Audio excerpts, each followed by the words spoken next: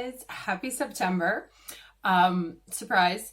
So I'm actually coming to you from my bedroom, and I will explain to you for a moment why you are seeing me and why we're in my bedroom.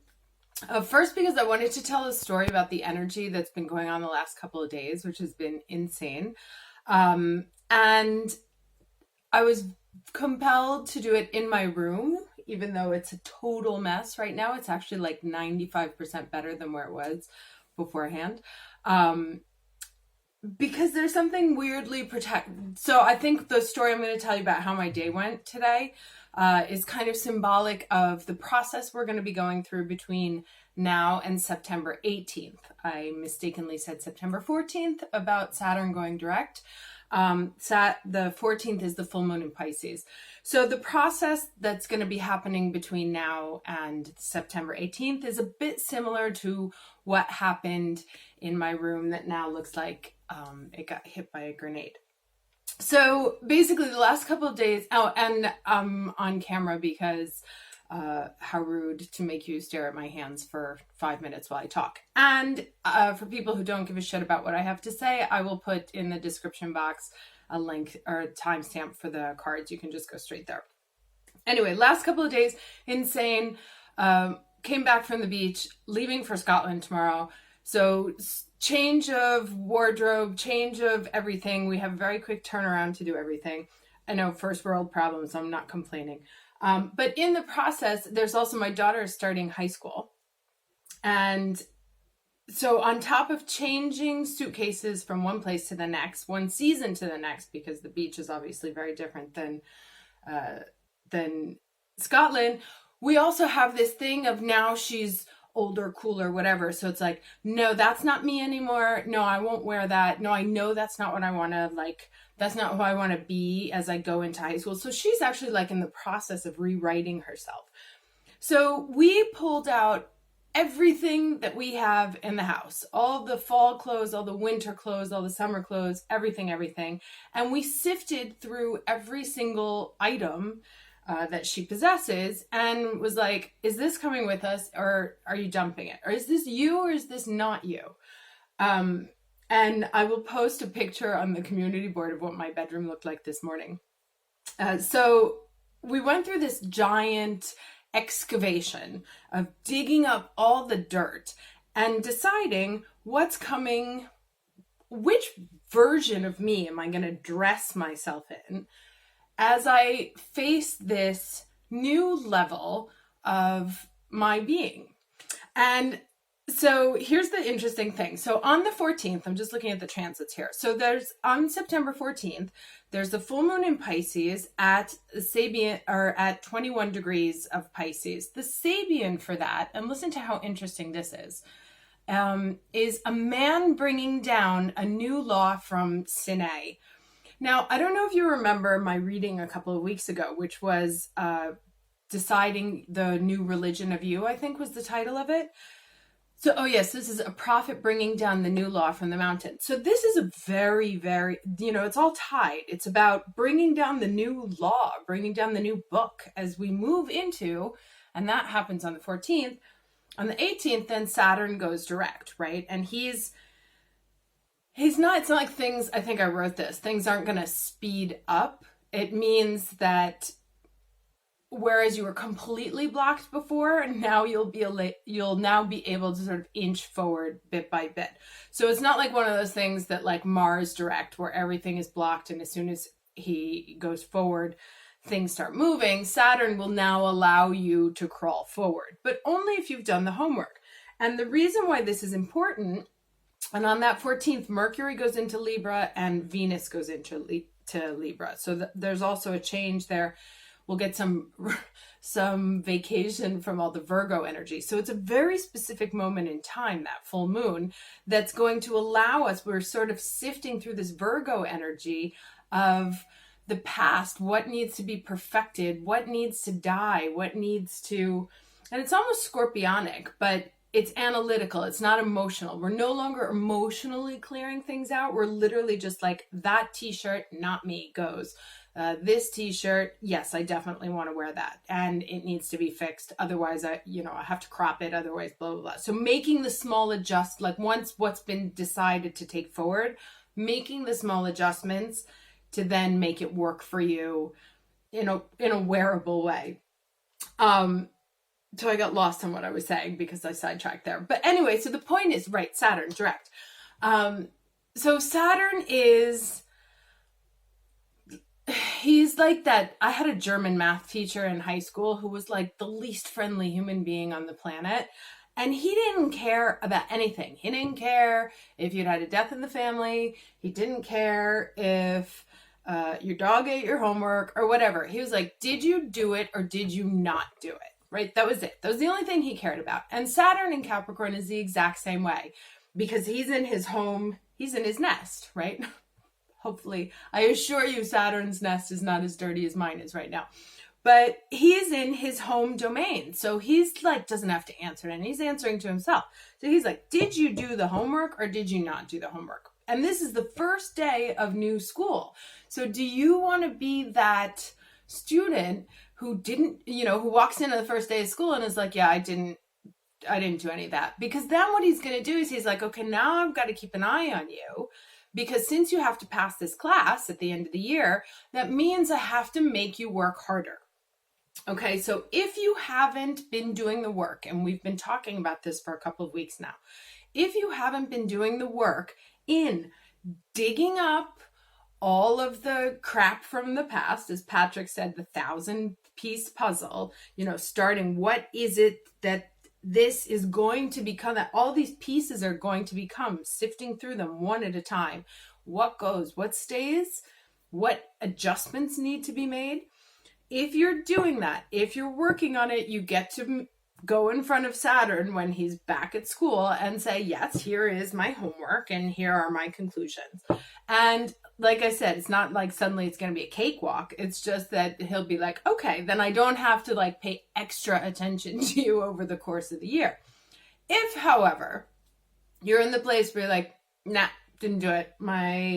I left everything in the old suitcases, didn't feel like unpacking them, just grabbed the first 5 things that I could see, then and there goes one small mountain.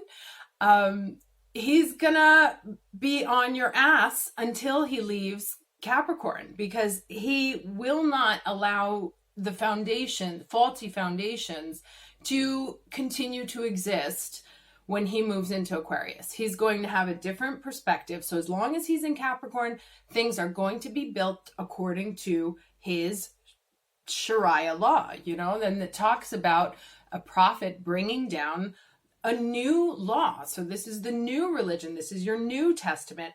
What clothes, what are they? What commandments are now yours for your next chapter and your next moving in? This also works so beautifully with that Jupiter in Sagittarius, this whole religious theme that's been going on.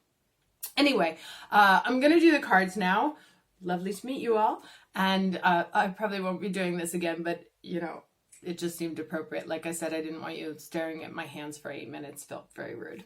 Okay, welcome back. Here we are. So you may have noticed I've changed also my my crystals in front. These are some of the crystals that I first used years and years ago when I started getting into the esoteric world. Through the part of digging up the whole past, this is, I found them again. I was like, oh, I really miss them. I was actually really drawn to this one first. It was the reason I brought it out. And this is, I believe it's chrysocolla. This is a 5th chakra stone. So very much about communication. And we're going to look at these cards here to get a message straight from Mercury. This one is phenakite, which is the highest vibration crystal on the planet. If you use it, be careful. I literally blew out my eye by meditating with it. It's supposed to fast track, like typical Aries, it's supposed to fast track your spiritual enlightenment. And I was like, oh, cool. And so I was meditating with it on my forehead, and I ended up, no joke, losing sight in my right eye. So I'm going to be doing using different decks, because I think there's going to be a lot or similar messages to the weekly that we saw for August 31st. So I'm going to try and add some color with different decks, and we'll see. So here we go. Aries. So messages and energy for Aries from September 1st to September 15th, 2019. Messages, Aries. Okay, there you go. Perseverance, right? So that's like kind of like what I was saying, like when you're standing in your bedroom and you've got clothes all over the place. Do you bail? It's kind of like also if you put yourself into a situation, like once you start a project, it's hard to give it up, right? So that kind of means like you have to take the first step, and then once you've pulled everything up around you, then you're sort of forced to deal with it. And so this is one of those times where you can't leave things halfway done. May we have messages and energy for Aries from September 1st to September 15th, 2019. Aries, September 1st to September 15th, 2019.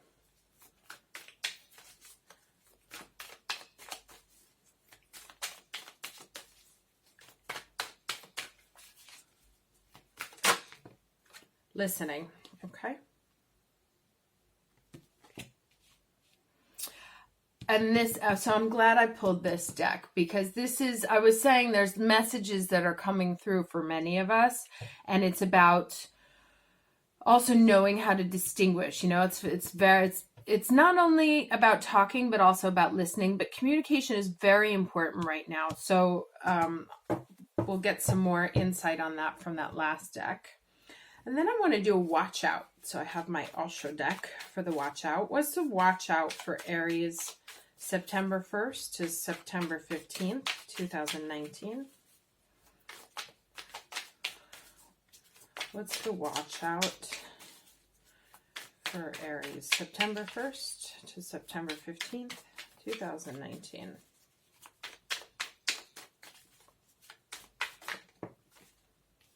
Okay. Oh, card of Gemini. So Mercury again. So watch out, decisions. And this is interesting because when I was shuffling this deck, which I'm going to use to get a message from Mercury, that's like an album title. The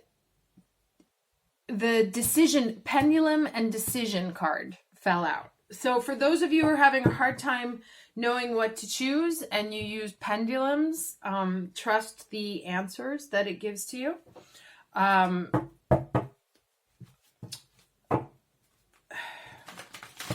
Oops, goodness. For others, the answer may come from a lover. There may be a decision to make about a romantic situation. You know, it's also the story. All right, I'll take it. Ace of Cups, first card out. Very nice. The story behind the lovers, this one's different, and I'll read that because Osho has a different take on everything. But the real story behind the lovers card is it's the choice, you know? Do you eat from the fruit of knowledge? Do you give up the Garden of I was about to say Garden of England, the Garden of Eden, and move into the mundane? So it's really about making choices and understanding what the consequences of those choices are and owning them. But persevering nonetheless, you know, so it looks like there's some heavy decisions that need to be made here. Let me shut up and get back to these cards. Okay, so energy and messages, please, for Aries, September 1st to September 15th, 2019.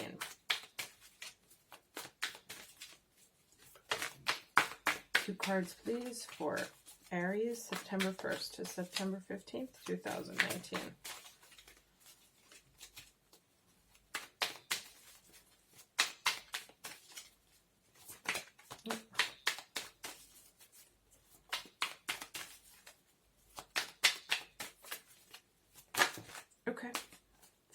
I'll take them. So Queen of Cups, Emperor, nice, and Three of Cups. So lots and lots of cups. And look at that. You see all this like sort of blue energy with this Emperor right in the middle. So yes, you may have an emotional situation going on. You may not, and it's funny because I said before that this is like Virgo is about analytical analysis, and this is quite the opposite. So it's, but the Emperor here in the middle, you know, the Emperor is stoic. He knows what he has to do to rule. And he's carrying a sword. You know, this one is a little bit different than the traditional. I don't know if you can see that. Yeah, there it is. He's carrying a sword here.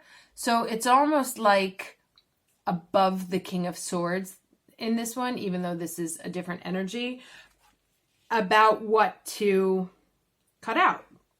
And so in the midst of all this emotion that seems to be happening, although she's very reflective, you see, the Queen of Cups is looking.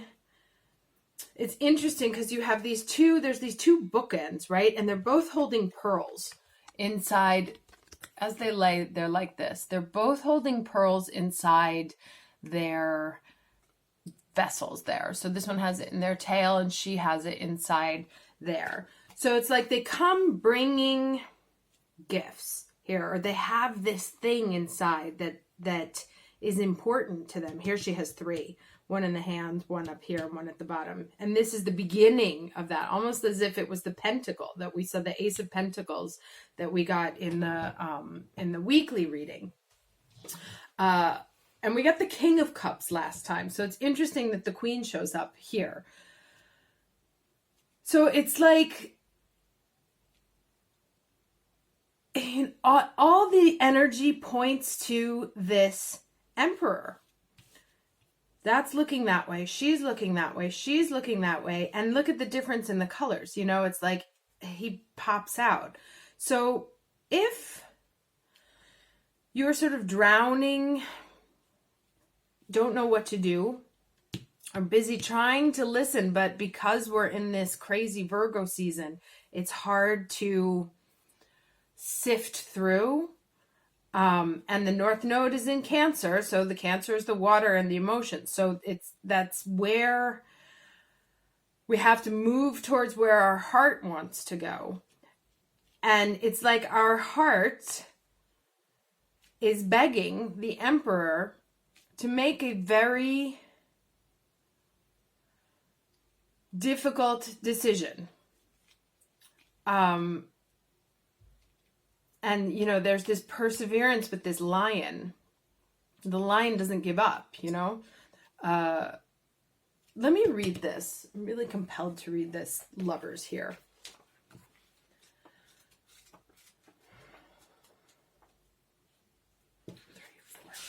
Okay. Nope, that was not it. 4 and then 6. Okay.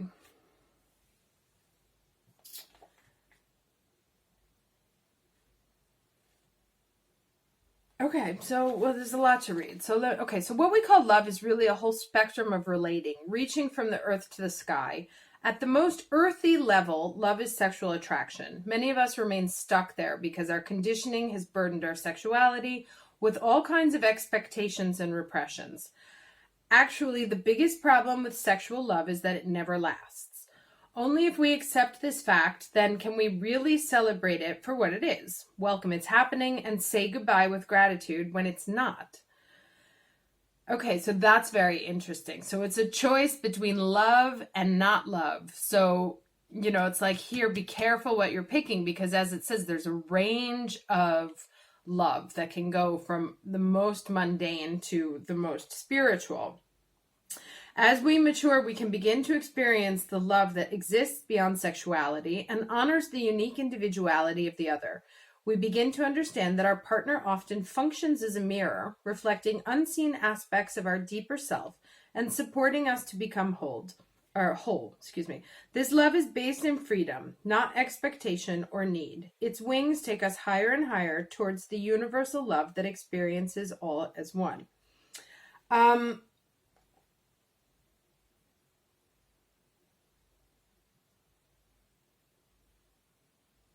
Okay, so this actually talks about compassion a lot. But I really think that given...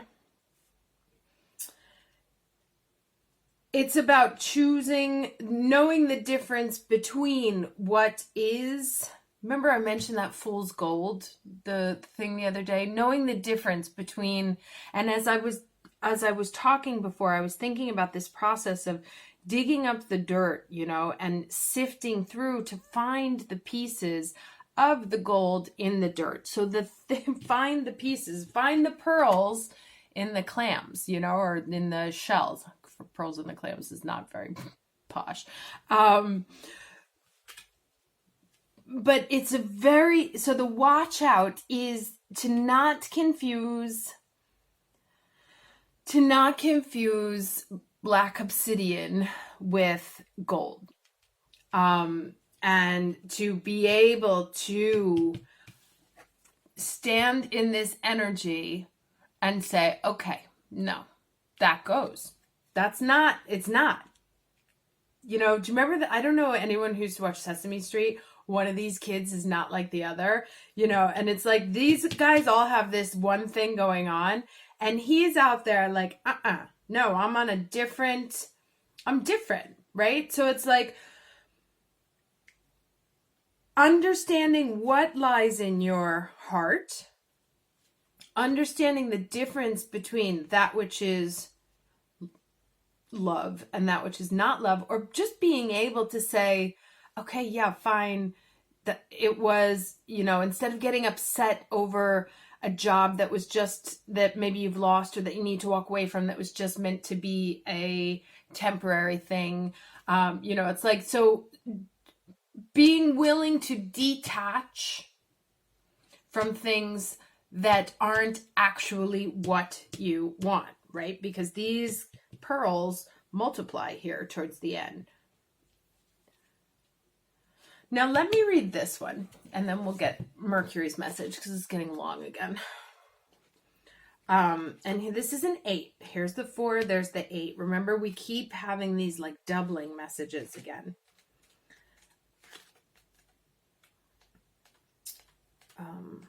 Sorry. Listening. An open heart will hear the message. Okay, and look, there's that big giant heart there. When this card appears, you're being reminded that there is a time to speak and a time to be silent. Okay, and she's in like quiet meditation there.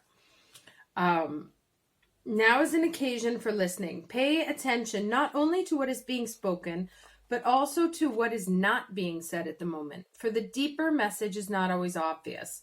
Listen with your heart, not just your ears. Okay, so that's that. And you'll find clarity. Receiving the listening card is a fortunate sign and ensures a greater understanding of your circumstances. Okay. And this is kind of like, listening to the music of your heart. So it's understanding what that pearl is. What's the pearl there? And let's not confuse it with, you know, a pearl dipped ball thing. But these guys, like I said, they're all looking to the Emperor for guidance, for leadership. So it's like your emotions are sort of begging you to step up and make this sort of stoic, courageous decision to defend your throne. And okay, so let's see where should we be listening? Okay, so what's our message from Mercury in these first 15 days here? What's the message from Mercury for Aries from September 1st to September 15th, 2009? What does Mercury have to say to us?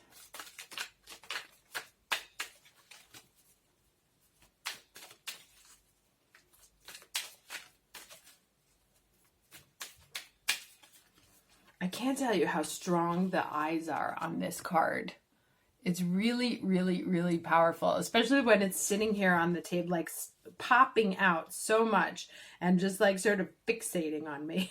Kind of, it's pretty intense. Okay, message from Mercury, please. For Aries. Where should Aries be listening?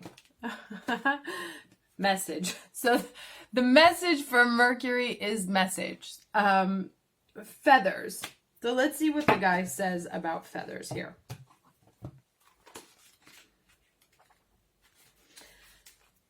Okay, when you ask for guidance, Spirit responds without fail. The universe has been sending you messages in reply to your questions, but you have blocked your ability to notice them. Okay, so interesting, because remember this said, listen, open your heart, don't confuse the situation. So I don't know who this is that's getting called out by the cards, but you got to go all the way, right? So whoever has, like I said, if you stopped halfway through the packing process or the unpacking process, you're being told that you've blocked listening to the rest. The message is trying to come through to you. Like I said, your emotions are sort of begging you to make this decision here, to make this choice. Let's continue. So you've blocked your ability to notice them. You may have been hoping for guidance for so long that you are focused on the asking rather than on receiving a reply. Ask yourself this. Oh shit. Are you really wanting an answer? If yes, so that's like this, right? Remember, this was the watch out. It's like dealing with the consequences. Sometimes you don't want to know. I remember I was in like a really shitty relationship and everybody was like, why don't you just talk to the guy? And because I knew that if I talked to him, what would happen is that we would break up. And so there was something about me at that time, this is a long time ago, that needed that person still around me. And so I refused to face the situation and I kept hiding from it because I already knew intuitively what the answer was.